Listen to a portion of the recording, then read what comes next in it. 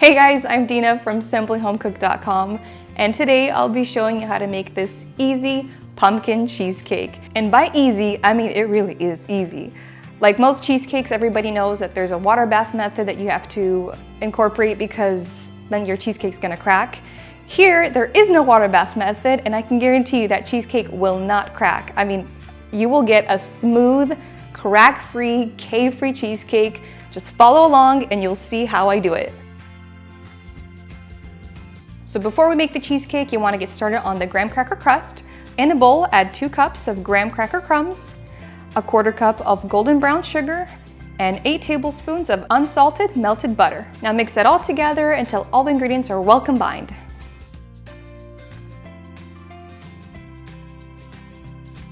Now before adding your graham cracker mixture into your 9-inch springform pan, I highly recommend aligning the bottom of it with nonstick foil. So make sure it's nonstick foil, not just the regular foil. The reason why I do this is that when your cheesecake is done and ready to serve, you want to slide it off there. That nonstick foil is going to make it so easy. It literally will just slide right off. I highly recommend it. All right, now add your graham crackers into the 9-inch springform pan, and you want to compress everything, whether you use your hands or the back of a measuring cup, it doesn't matter. I know some people like to kind of bring the crust up the sides.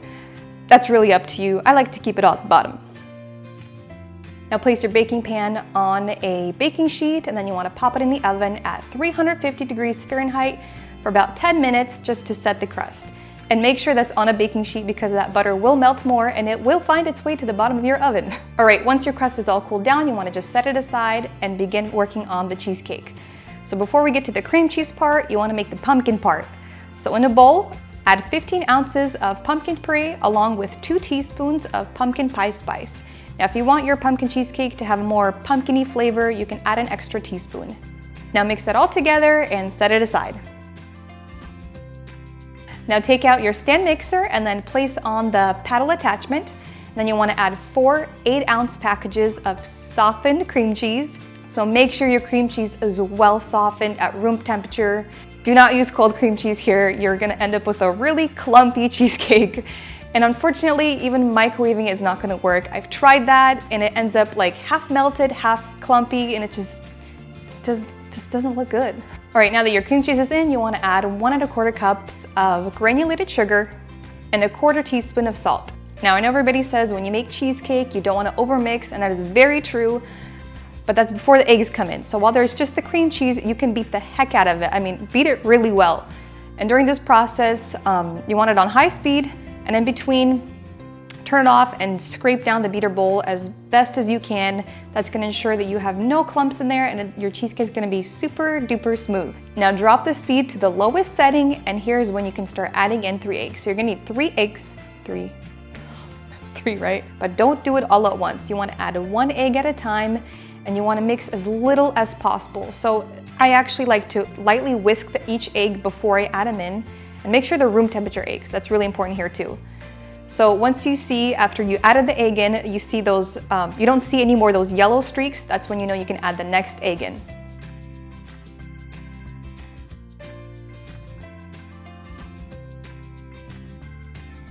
Now while everything is still mixing on low speed and you're still scraping down the sides here and there, you want to add a 1/4 cup of sour cream.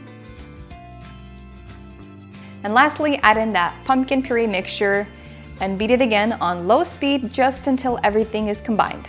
Once those eggs go in, you want to avoid mixing anything on high speed because that incorporated air is going to cause your cheesecake to crack. And during this process, turn it off and scrape down the beater bowl as best as you can.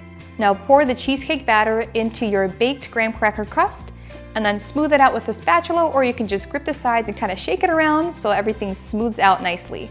Now place the cheesecake onto a baking sheet, and then you want to pop it in the oven at 350 degrees Fahrenheit for only 15 minutes.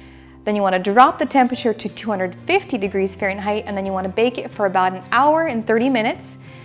And once that time goes up, you want to turn off the oven and leave the cheesecake in. Do not open that oven door. That change in temperature is gonna scare your cheesecake and it will crack. So just don't even open it.